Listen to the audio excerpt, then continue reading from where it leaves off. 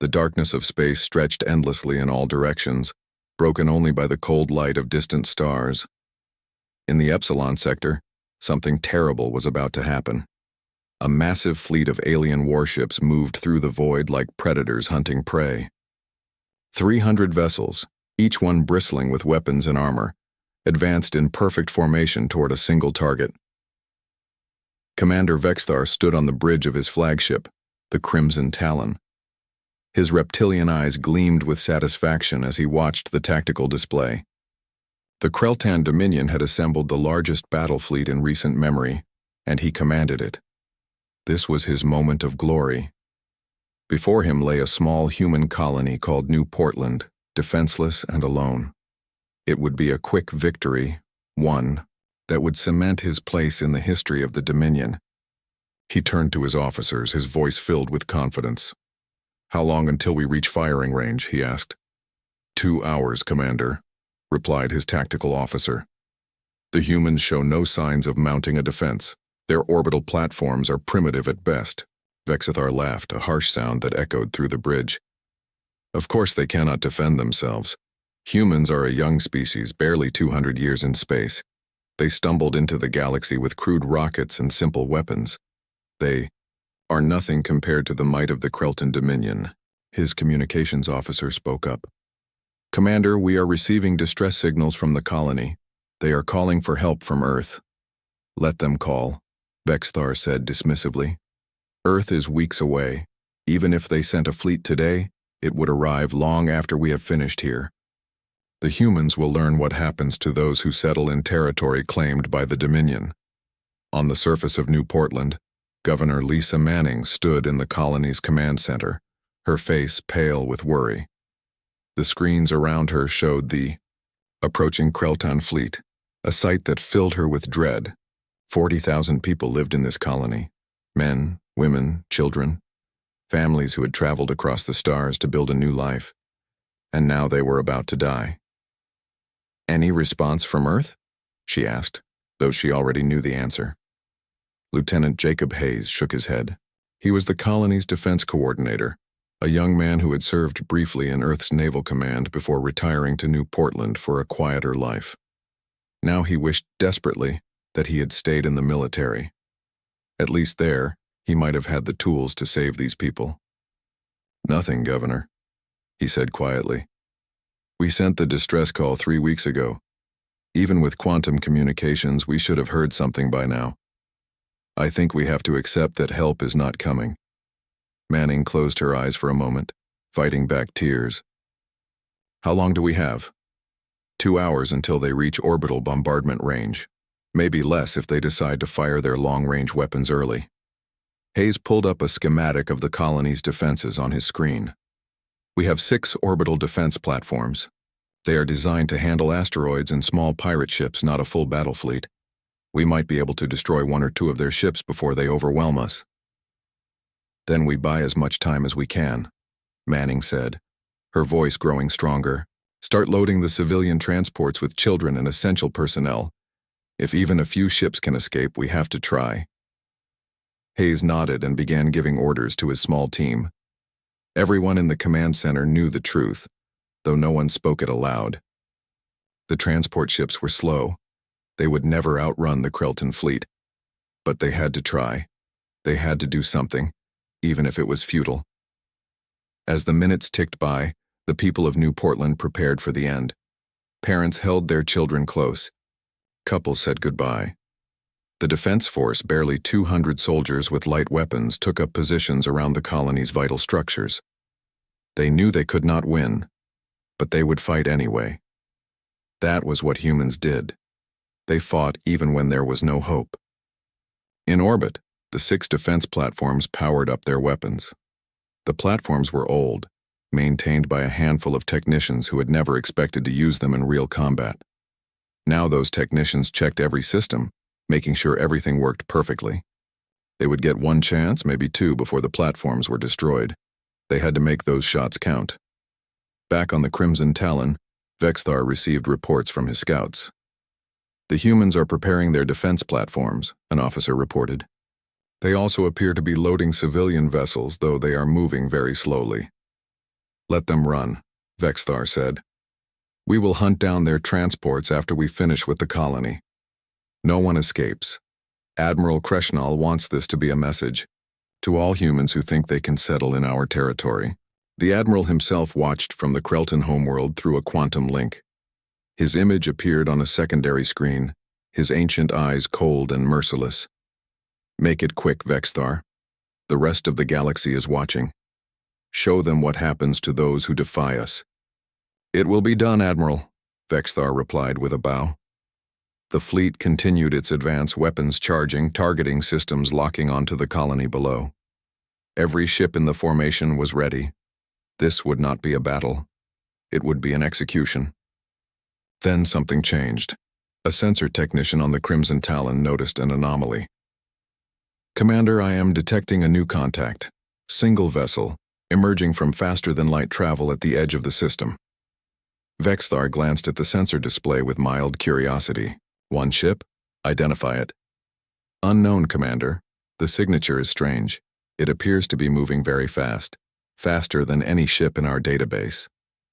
Probably a human courier trying to escape, Vexthar said. Ignore it. We have more important concerns. But the contact did not flee. Instead, it changed course, accelerating toward the Kreltan fleet at impossible speeds. The sensor technician's voice rose with confusion. Commander, the vessel is heading directly for us. Now Vexthar paid attention. He studied the sensor data, frowning. The ship was decelerating in a manner that should not be possible. No conventional drive system could produce such maneuvers. What kind of ship is that? He demanded. Unknown, Commander. I have never seen anything like it. On New Portland, Hayes noticed the new contact on his sensors. At first he thought it might be a malfunction, a ghost signal created by interference from the Krelton fleet. But the signature was too clear, too consistent. A ship had just arrived, in the system, and it was heading straight for the aliens. Governor, are you seeing this? He called out. Manning joined him at the sensor station. What is it? I do not know. One ship, human design, I think, but unlike anything currently in service. Hayes felt something stir in his memory, a fragment of information from his time in Naval Command. He had seen design specifications once buried in classified files, angular geometries, theoretical weapons, projects that were not supposed to exist for decades. Governor, I think that might be one of ours. One ship against 300, Manning said. That is suicide. The mysterious vessel continued its approach, now close enough for visual confirmation. The Kreltan fleet's long-range cameras captured its image, and Vexthar finally saw what was coming toward him. The ship was enormous, nearly 3 kilometers in length. Its hull was dark, almost black, constructed from materials that seemed to absorb light. No identification markings, no running lights, just a massive, silent predator sliding through space. For the first time since the mission began, Vexthar felt a small touch of unease. Something about that ship was wrong. It moved wrong. It looked wrong. And it was heading directly toward the most powerful battle fleet in the Dominion.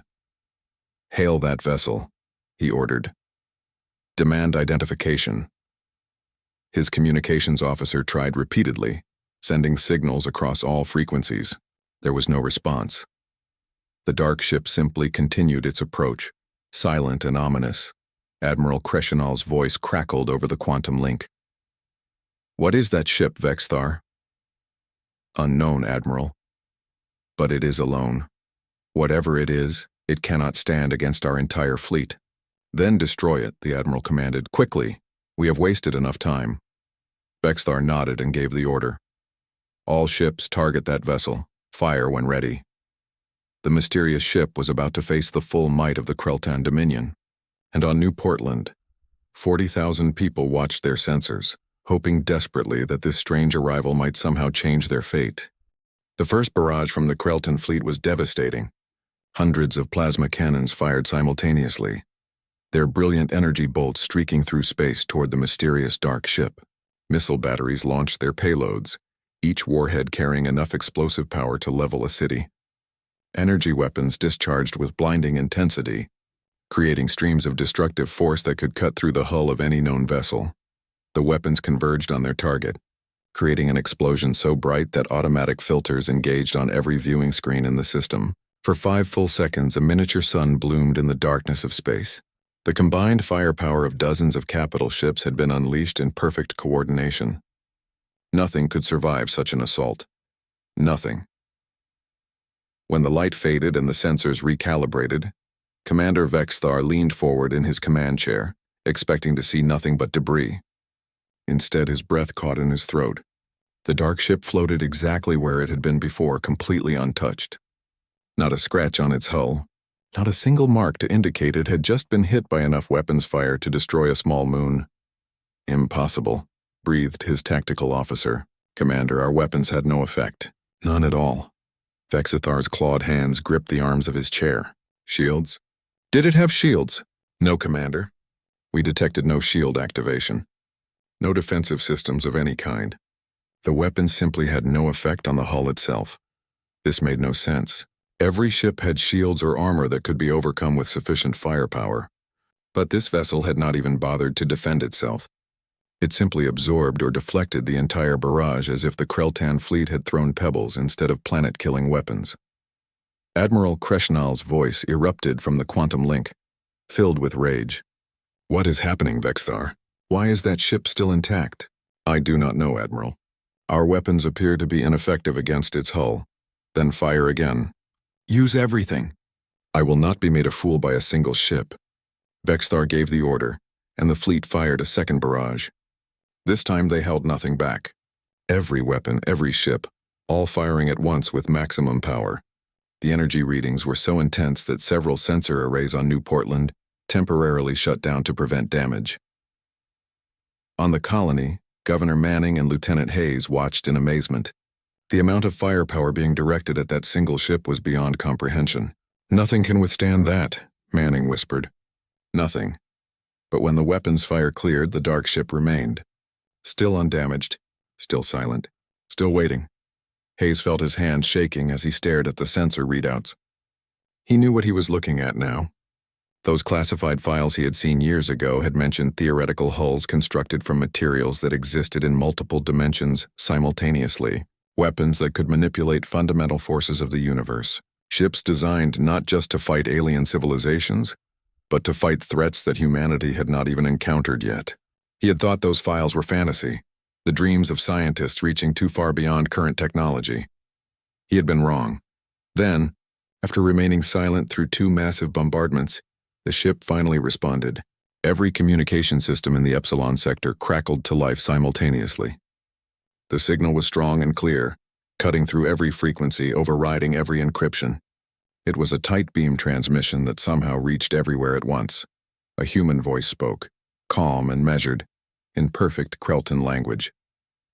This is Captain Daniel Cross of the United Earth Navy warship Vengeance. You have 30 seconds to withdraw your fleet from this system. This is your only warning.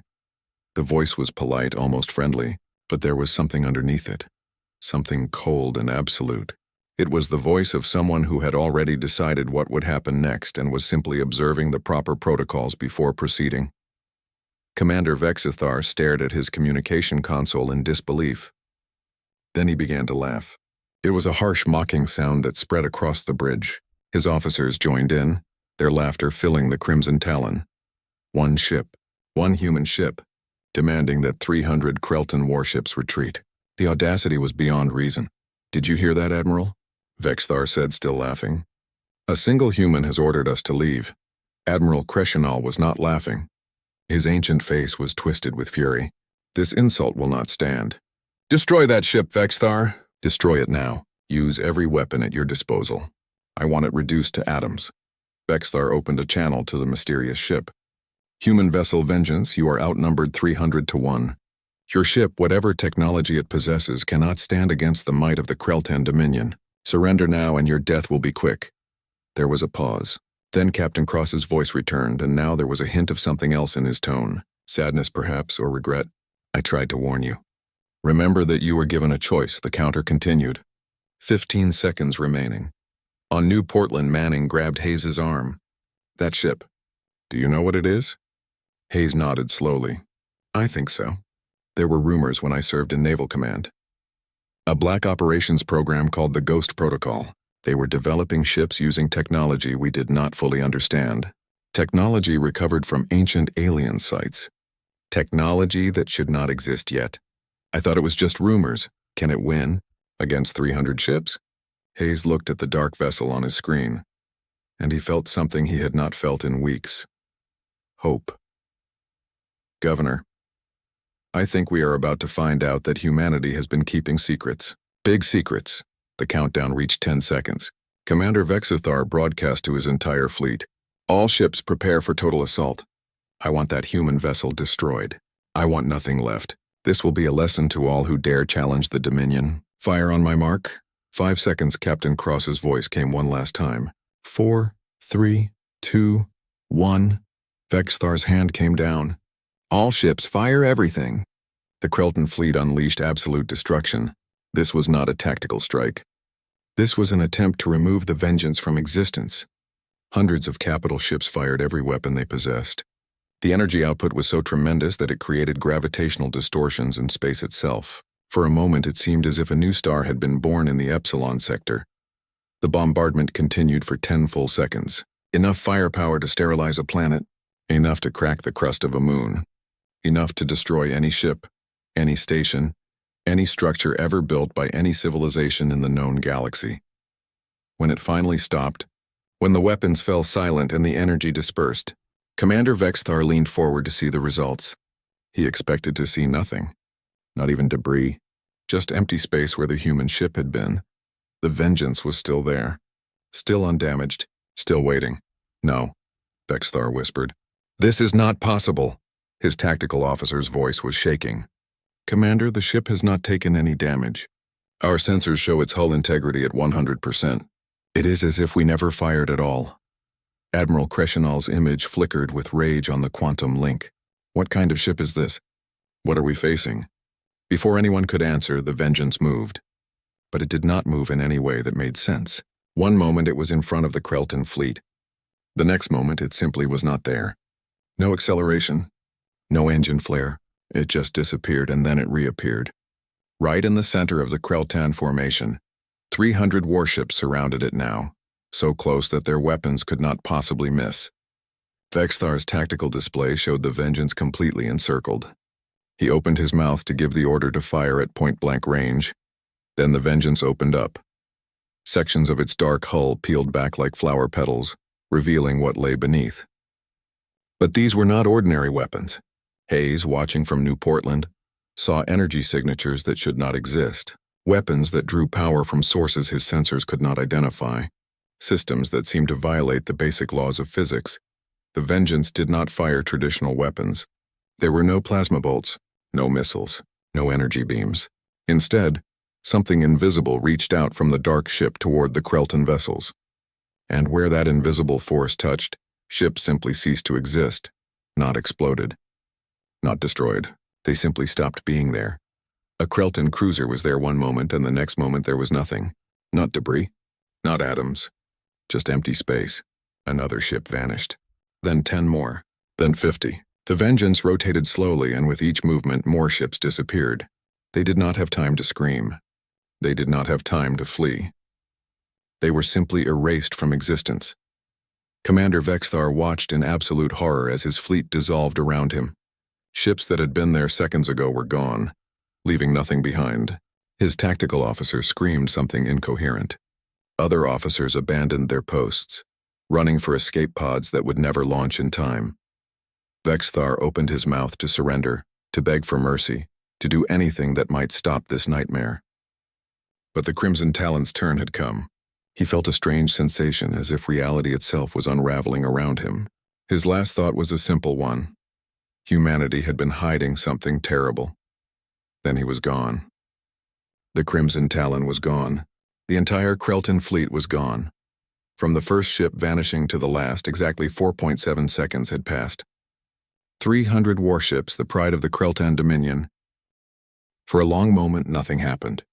The Vengeance hung in space at the edge of the system, dark and silent. Where the Krelton fleet had been, There was only a faint cloud of particles so fine that they were almost invisible. 300 ships and all their crews, gone in less time than it took to draw a breath. In the command center on New Portland, nobody moved. Nobody spoke. They all stared at their screens, trying to process what they had just witnessed. Governor Lisa Manning felt her legs give out and she sank into a chair.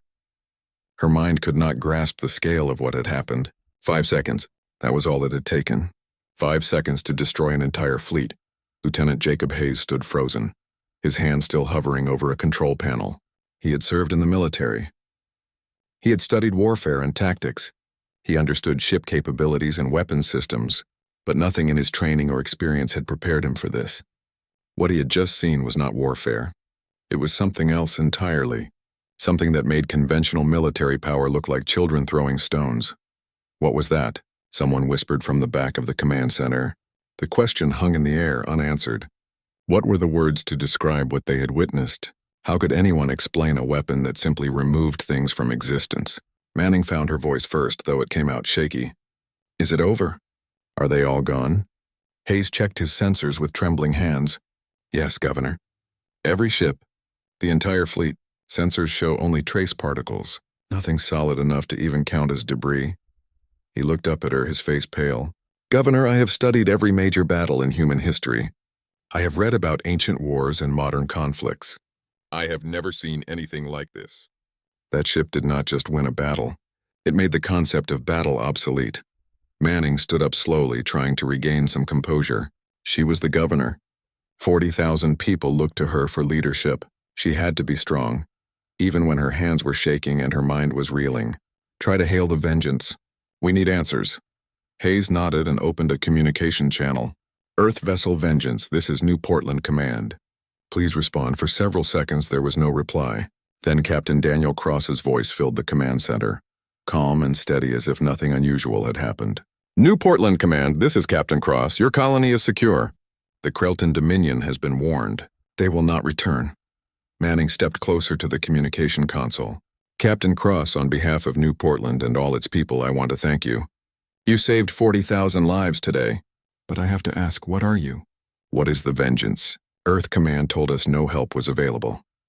There was a pause, and when Cross spoke again, his voice carried a weight of authority that suggested he was not used to explaining himself. Earth Command was correct, Governor. Officially, we do not exist. The Vengeance is part of a program that operates outside standard military channels. We go where conventional forces cannot go. We do what conventional warfare cannot do. Hayes leaned toward the microphone. The Ghost Protocol. I read about it in classified files. But those were just theoretical designs. Projects that would not be completed for decades. How is this possible? A hint of amusement entered Cross's voice. Perhaps Earth is better at keeping secrets than you thought, Lieutenant. Or perhaps we have had access to technologies beyond our current understanding. Either way, the result is what matters. Your colony is safe. Manning felt a strange mix of gratitude and unease. Yes, they were saved. But the power she had just witnessed was terrifying. One ship had erased 300 others in seconds. What if that power was turned against someone else? What if it was turned against humanity itself? Captain, the level of force you just demonstrated. It is beyond anything we thought possible.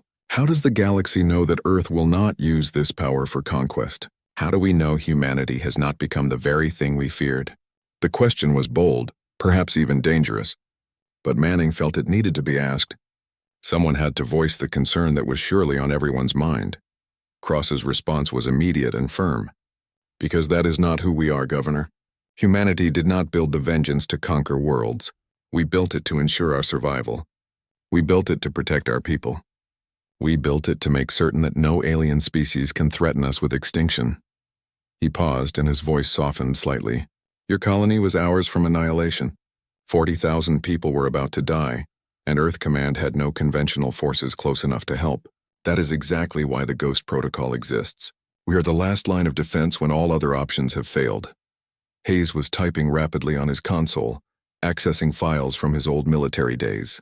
Captain, I am looking at the theoretical specifications I saw years ago. They mentioned multiple ships. How many vessels like the Vengeance does Earth have? That information is classified, Lieutenant. But I will tell you this. The Vengeance is not alone. Earth has been preparing for threats both known and unknown. What you witness today is simply one example of our readiness. Manning sat down again, her mind working through the implications. The galaxy is going to learn about this. Sensor data from the Krelton fleet was probably being transmitted back to their homeworld. Everyone will know what happened here. Yes, Cross confirmed. That was intentional, Governor. For too long, humanity has been seen as prey, young, weak, easy to conquer or exploit. The Krelton fleet's attack on your colony was not just an act of war. It was a test. They wanted to see if Earth would defend its colonies. If we had the capability, if we had the will, his voice hardened. We have decided to answer that question in a way that leaves no doubt. Yes, Earth will defend its people. Yes, we have capabilities beyond anything the galaxy has imagined. And yes, we will use them without hesitation when necessary. In the background, they could hear the sounds of celebration beginning to spread through New Portland. People were emerging from shelters, hugging each other, crying with relief. They were alive. Their children were alive. The nightmare was over. But in the command center, the mood was more complex. Relief, certainly. Gratitude, absolutely. But also a dawning realization of what this meant for humanity's place in the galaxy. Hayes spoke quietly. Everything just changed, did it not? The balance of power, the way other species will see us. All of it. Yes, Cross replied, having heard the comment. Everything has changed. The age of humanity as underdogs is over. The galaxy is about to learn that humans, when properly motivated, can be the most dangerous species in existence. Not because we are cruel or aggressive, but because we are innovative, determined, and willing to do whatever is necessary to protect our own. Manning felt the weight of those words. What happens now, Captain? What happens to New Portland? To Earth's other colonies? You rebuild, Governor. You live your lives. You raise your children. You pursue your dreams. And you do it knowing that Earth is watching over you, even from the shadows. The Krelton Dominion will spread word of what happened here. Other species will reconsider their plans for human territories. Some will seek diplomacy instead of conquest. Others may still test us. There was a cold certainty in his voice. They will regret it. Hayes pulled up long-range sensor data. Captain, we are detecting increased quantum communication traffic across multiple sectors. The news is spreading fast. Good, Cross said simply. Let it spread. Let every species that considered humans easy prey hear what happened to the Krelton fleet. Let them understand that attacking human colonies comes with a price they cannot afford to pay. Manning stood and looked at the main screen, where the vengeance was displayed. The dark ship seemed almost organic, like a predator resting after a successful hunt. Will we see you again, Captain? Only if you are threatened again, Governor. The Vengeance and her sister ships operate in the shadows. We are not heroes. We are not peacekeepers. We are simply the response when conventional options fail. With luck, our demonstration today will ensure that such responses are rarely needed in the future. Hayes had another question. Captain, the weapon you used. Our sensors could not identify how it worked. What kind of technology was that? Cross was quiet for a moment. The Vengeance is equipped with systems that manipulate fundamental forces at the quantum level. We do not fire projectiles or energy beams. We alter the probability field around a target until its continued existence becomes impossible. It is not magic, Lieutenant. It is extremely advanced science built on foundations we are only beginning to understand, and that is all I can tell you about it. Manning felt a chill run down her spine. A weapon that made existence itself impossible for its target. No shields could stop it. No armor could withstand it. If a ship was targeted, it simply ceased to be. The implications were staggering. One more thing, Captain, Manning said. You mentioned sister ships, plural. How many are there? Enough, Governor. That is all anyone needs to know. Enough to ensure that Earth and her colonies will never face extinction. Enough to make attacking humanity a losing proposition for any species foolish enough to try. Enough to change the balance of power in this galaxy. The communication channel filled with a brief burst of static, and when it cleared, Cross's voice carried a note of finality. Governor Manning. News of what happened at New Portland spread across the galaxy like wildfire. The Krelton Dominion had been transmitting sensor data back to their homeworld during the entire engagement. Every moment had been recorded. Every impossible maneuver. Every ship that vanished. The final 4.7 seconds had been captured in perfect detail. On the Krelton homeworld, Admiral Crescenall sat in stunned silence, watching the recording for the 20th time.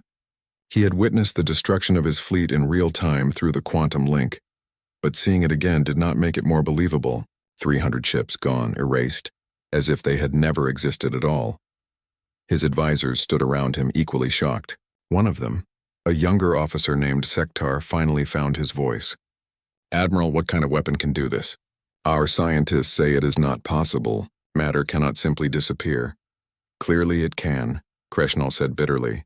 "We watched it happen. The humans have developed something beyond our understanding, beyond anyone's understanding." Another advisor stepped forward. "Admiral, we must respond. The Dominion cannot allow such an insult to stand. We must gather a larger fleet, 10 times larger, 20 times. We must overwhelm this human ship with numbers." Kreshnal turned to look at the advisor, and his expression was cold. "Did you watch the same recording I did? That ship destroyed 300 vessels in less than 5 seconds. 5 seconds? What makes you think 600 ships would fare any better? Or 6,000? He stood up slowly, his old joints aching. "No, we will not be sending more fleets to face the humans. We will be withdrawing from all contested territories immediately." The room erupted in protests. "Admiral, we cannot show weakness. The other species will think we are cowards. Our honor demands revenge." Kreshnal slammed his fist on the table, silencing them all. "Our honor means nothing if our species is extinct. That human vessel could have come here, to our homeworld. It could have erased every ship in our defense fleet just as easily. It could have erased our cities, our people, everything we have built, and we could not have stopped it." He paused, letting that sink in. "The humans showed restraint. They destroyed only our military force and issued a clear warning. They could have done far worse. We will heed that warning and count ourselves fortunate that we still exist to do so." But the Krelton Dominion was not the only civilization receiving the news. Within hours, sensor recordings of the engagement were being shared across dozens of star systems. Some species received the data through intelligence networks. Others simply picked up the quantum transmissions that the Krelton had been broadcasting. By the end of the day, every major power in the galaxy had seen what happened at New Portland. In the halls of the Theron Assembly, a coalition of insectoid species known for their vast trading networks, the council members gathered to discuss the implications. Speaker Zixtal addressed the assembly, her mandibles clicking nervously. "Members of the assembly, we have all seen the recording. The humans have revealed a level of military capability that far exceeds anything in our databases. We must discuss how this changes our relationship with them." Another council member, Kralix, spoke up. "We have several trade disputes with human colonies, outstanding grievances over territorial boundaries. We were considering military action to resolve these matters." He paused. "I move that we immediately seek diplomatic solutions instead." The motion was seconded and passed unanimously. No one wanted to face what the Krelton fleet had faced. Similar conversations were happening across the galaxy. The Vaxen Collective, a group of aquatic species known for aggressive expansion, immediately halted their plans to claim a star system that human explorers had recently surveyed. The Mordian hegemony, reptilian traders with a reputation for piracy, issued orders to all their ships to avoid human vessels at all costs. The Nexus Federation, a democratic alliance of multiple species, began drafting new trade agreements with much more favorable terms for humanity. On Earth, in the headquarters of the United Earth Navy, the reaction was more measured but no less significant. Admiral Helen Price sat in a secure briefing room, watching the same recording that the rest of the galaxy had seen. Beside her sat several members of the Naval Command Staff, along with representatives from the Ghost Protocol program. "Well," Admiral Price said quietly, "I suppose secrecy was never going to last forever." One of the Ghost Protocol representatives, a scientist named Dr. Alan Foster, leaned back in his chair. "We always knew this day would come. The question was when, not if. At least the reveal happened under circumstances that serve our strategic interests. 40,000 civilians alive instead of dead," Price said. "I would call that more than just strategic interest, Doctor. But now we have to deal with the consequences. Every species in the galaxy knows we have ships that can erase fleets in seconds. Some will be terrified. Some will be angry. Some will think we are bluffing and want to test us." A naval commander named Steve Harris spoke up. "Admiral, we are already receiving communication requests from dozens of governments. Some want to negotiate. Some want to form alliances. Some want to buy our technology." Price shook her head. "The technology is not for sale. And as for alliances, we will consider them carefully. But our priority must be protecting human colonies and interests. Everything else is secondary. Dr. Foster pulled up a holographic display showing various alien territories. We have been monitoring communications across the galaxy. The immediate response is what we expected. Withdrawal, caution, a sudden desire for diplomatic solutions to previously military problems. He highlighted several systems. 3 different species have already withdrawn claims on these star systems. 2 others have offered trade concessions. The Krelton Dominion has pulled back their forces from every border they share with human space. How many Ghost Protocol ships do we actually have operational? Price asked. Foster's expression became guarded. That information is still classified, Admiral, even from most of Naval Command.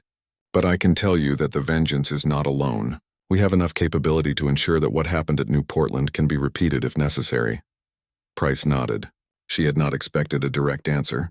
The Ghost Protocol was one of humanity's most closely guarded secrets. Even she did not know all the details. But she knew enough to understand that Earth had been preparing for this moment for years. Preparing for the day when humanity's true capabilities would be revealed to the galaxy. What about Captain Cross and his crew? She asked. How are they handling the aftermath? The Vengeance has returned to its assigned patrol route, Foster replied. Captain Cross reported the mission successful and has resumed standard operations. As far as he is concerned, he simply did his job. Harris laughed. His job? The man erased 300 warships in 5 seconds and he thinks it is just another day at the office. That is exactly the kind of mindset we need for the Ghost Protocol, Price said. People who can wield that kind of power without letting it corrupt them. People who understand that it is a tool for protection, not conquest. Back on New Portland, life was slowly returning to normal. The transport ships that had been loaded for evacuation were being unloaded. Families were reuniting. Children were returning to schools. But everyone knew that things had changed. They had been hours from death and something had saved them. Something that belonged to humanity but operated in shadows they had never known existed. Governor Manning stood in her office, looking out over the colony. Lieutenant Hayes joined her, carrying a data pad filled with reports. Governor, we have had over 100 communication requests from other human colonies. They all want to know if the Vengeance will protect them too. Manning sighed. What did you tell them? The truth. That we do not know. The Ghost Protocol operates independently. We do not command them. We do not even know how many ships they have or where they are stationed. We can only trust that Earth is watching over all of us. It is a strange feeling, Manning said, being protected by something we do not control or understand, like having a guardian angel that carries weapons of mass destruction. Hayes smiled slightly. Better than the alternative. Better than being alone and defenseless. Manning nodded. True. But I keep thinking about what Captain Cross said. That this was a message to the galaxy. That other species would learn from what happened here. She turned to face Hayes. What do you think they learned, Lieutenant? Hayes considered the question carefully. I think they learned that humanity has been underestimated. That we are not the weak young species they thought we were. That attacking human colonies comes with consequences they cannot survive. He paused. But I also think they learned something else. We could have destroyed the Krelton homeworld. The Vengeance could have erased their entire civilization. But we did not. We destroyed their fleet, delivered a warning, and left. That shows restraint. It shows that we use our power defensively, not aggressively. I hope you are right, Manning said. I hope the galaxy sees us as protectors of our own, not as conquerors. Because if they see us as the next great threat, we might face a coalition of species united against us. Then they will learn the same lesson the Kreltons learned. Hayes said quietly, that fighting humanity is a losing proposition. 3 months had passed since the engagement at New Portland. In that short time, the political landscape of the galaxy had transformed in ways that no one could have predicted. Species that had been aggressive toward human expansion were now seeking trade agreements. Territories that had been disputed were suddenly being offered to human colonists with generous terms. Pirates and raiders who had once targeted human vessels now fled at the first sign of a human ship. Any human ship afraid that the Vengeance might be nearby. On Earth, in the city of Geneva, a major diplomatic conference was underway. Representatives from 40 different alien civilizations had gathered to discuss new relationships with humanity. The conference hall was filled with a diverse array of species, from the insectoid therons to the aquatic vaxons, from the reptilian mordians to dozens of others. All of them wanted to establish formal diplomatic ties with Earth. Ambassador Patricia Grant stood at the podium, addressing the assembled delegates. She was a veteran diplomat who had spent years working to improve humanity's standing in the galaxy, but even she had not expected this level of interest. On behalf of the United Earth government, I want to thank all of you for attending this conference. We believe that peaceful cooperation between species benefits everyone. We hope to establish mutually beneficial relationships based on respect and equality. A Theran delegate raised a claw.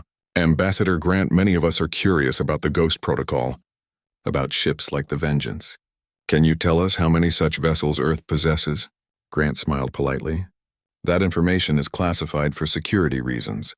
What I can tell you is that Earth is committed to defending its colonies and citizens. We will use whatever resources are necessary to ensure their safety. But we are not interested in conquest or domination. Our defensive capabilities should not be interpreted as aggressive intentions. A Vaxon representative spoke up, his translator device converting his bubbling language into standard galactic. But Ambassador, surely you understand our concern. Your species has demonstrated weapons that make conventional warfare obsolete. How can we trust that Earth will not use this power to expand its territory? Grant's expression became serious. I understand your concern. Let me be clear about Earth's position.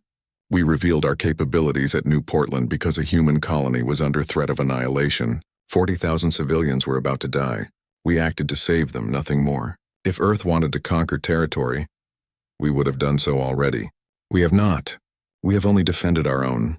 She paused, looking around the room at the various alien faces. But let me also be clear about something else. Any species that attacks human colonies or citizens will face the consequences. We will not tolerate aggression toward our people. That is not a threat. It is simply a statement of fact. Defend yourselves as you see fit, but leave humanity alone and we will leave you alone. The delegates murmured among themselves. Some seemed satisfied with this answer. Others remained skeptical. But all of them understood the underlying message. Humanity had drawn a line, and crossing it would be catastrophic. Meanwhile, in a military station orbiting Mars, Lieutenant Jacob Hayes was receiving a very different kind of message. He had been summoned to Earth for a classified meeting. After what had happened at New Portland, he had returned to his duties as defense coordinator, but he had also been contacted by Earth's Naval Command. They wanted to talk to him about his knowledge of the Ghost Protocol. Now he stood in a secure conference room deep beneath the surface of the planet, facing 3 officers he did not recognize. They wore uniforms without rank insignia or identifying marks. One of them, a woman with gray hair and sharp eyes, gestured for him to sit. "Lieutenant Hayes, thank you for coming," she said. "My name is not important. What is important is that you have had contact with the Ghost Protocol. You were present when the Vengeance engaged the Krelton fleet. You have also demonstrated knowledge of classified information regarding our advanced weapons programs." Hayes felt nervous, but tried not to show it. "Ma'am, I only know what I read in files years ago. Fragments of information. I did not know those projects had actually been completed." "They have been completed," the woman said, "along with several others you do not know about. The Ghost Protocol is more extensive than most people realize, and we are always looking for qualified personnel." She leaned forward. "Lieutenant, we have reviewed your record. You are intelligent, discreet, and you kept your mouth shut about what you knew even when it might have been beneficial to speak up. Those are qualities we value. Are you offering me a position?" Hayes asked carefully. "We are offering you a chance to serve humanity in a way that few people ever get to experience. The Ghost Protocol needs people who understand the weight of what we do, people who will not abuse the power they are given, people who understand that sometimes the greatest service is done in silence and shadows." She paused. "You would have to leave your life on New Portland behind. Your friends and family would be told you accepted a classified position with Earth's military. They would not know the truth. You would become a ghost, Lieutenant Hayes. Are you interested?" Hayes thought about Governor Manning, about the colony he had helped protect. He thought about the people he knew on New Portland, but he also thought about that moment when the Vengeance had appeared, when he had realized that humanity had been preparing for threats in ways no one suspected. He thought about Captain Cross and his calm voice, delivering a warning to 300 warships without fear or hesitation. Yes, Hayes said. I am interested. The woman smiled. Good. Report to coordinates that will be sent to your secure device. Your training begins in 1 week. On New Portland, Governor Manning was dealing with the aftermath of the colony's sudden fame. Journalists from across human space wanted to interview her. Historians wanted to document what had happened. Tourists wanted to visit the place where the vengeance had made its stand. The quiet colony that had almost been destroyed was now one of the most famous human settlements in the galaxy. She stood in her office, looking at yet another request for an interview, when her assistant informed her that Lieutenant Hayes was requesting a private meeting. She told her assistant to send him in immediately. Hayes entered looking uncomfortable. Governor, I wanted to tell you in person. I have been offered a position with Earth's military. It is classified work. I will be leaving New Portland in a few days. Manning was not surprised. She had suspected something like this might happen. The Ghost Protocol, she said. It was not a question. Hayes did not confirm or deny it. I cannot discuss the details, Governor. But yes, I am going to serve elsewhere. I wanted to thank you for everything. Working here, protecting this colony, it has been the most meaningful time of my life. Manning stood and shook his hand. You saved many lives here, Lieutenant. Your quick thinking, your knowledge, it made a difference. I am sure you will continue to make a difference wherever you go next. She smiled sadly. Even if no one ever knows about it. That is the nature of the work, I suppose, Hayes said, serving in silence. After he left, Manning returned to looking out her window at the colony. New Portland was safe now. The Krelton threat was gone. Other species had learned not to attack human settlements. But she wondered how many other threats existed that she did not know about. How many other times had the Ghost Protocol intervened without anyone knowing? How many colonies had been saved by ships that did not officially exist? She would never know the answers to those questions. And perhaps that was for the best. Across the galaxy, the new reality was settling in. Human colonies that had been isolated and vulnerable were now expanding with confidence. Trade routes that had been dangerous were now safe. Species that had been hostile were now seeking friendship. The balance of power had shifted, and humanity had emerged not as conquerors, but as a species that could not be conquered. In the Krelton Dominion, Admiral Kreshnal had been forced to resign in disgrace. The loss of 300 ships and the humiliating retreat from human space had destroyed his career. But he had no regrets about the withdrawal. Every night he watched the recording of those final 4.7 seconds, and every time he felt the same cold terror. Whatever humanity had become, whatever they had built in their brief time among the stars, it was beyond anything the Dominion could challenge.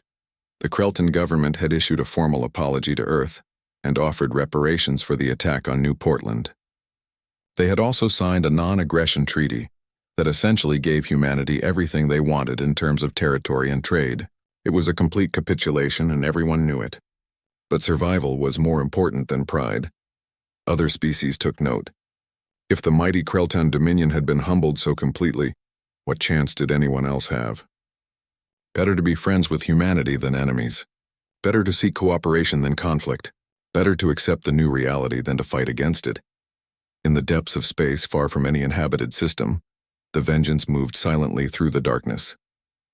Captain Daniel Cross sat in his command chair, reviewing reports from other Ghost Protocol vessels. There were more of them than the galaxy suspected.